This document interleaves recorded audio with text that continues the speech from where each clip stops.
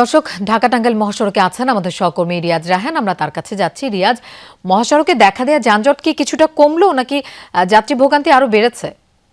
লোপা, আসলে এই একেবারে সাভার থেকে শুরু করে টাঙ্গাইল বা যমুনা সেতু পর্যন্ত যে সড়কটি রয়েছে ঢাকা টাঙ্গাইল মহাসড়ক, সেখানকার চন্দ্রার এলাকায় আমরা আছি, অর্থাৎ চন্দ্রা থেকে বাইপাল এইটুকু জায়গার মধ্যে আমি রয়েছি। এবং সেখান থেকে সকাল থেকে যেটা দেখেছি যে এখানে যে বিভিন্ন গুরুত্বপূর্ণ পয়েন্ট আছে সেই পয়েন্টকে কেন্দ্র করে জটলা তৈরি হচ্ছে এবং সেই জটলা থেকে যানজট এবং সেটি দীর্ঘ সারি হচ্ছে।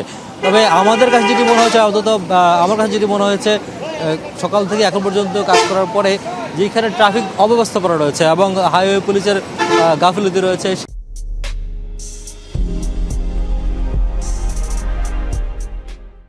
সেটির কারণে মূলত হচ্ছে।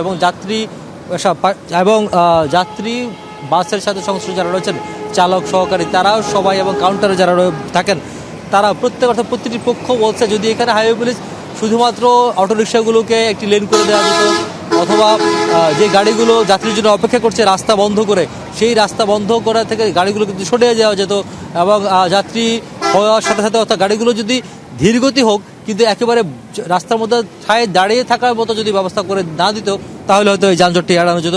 এবং সেই কারণে মূলত গাবতলী থেকে যমুনা সেতু পর্যন্ত যে পথটি রয়েছে সেই পথটি যেতে অনেকের 9-10 ঘন্টা পর্যন্ত সময় লেগেছে গতকাল থেকে।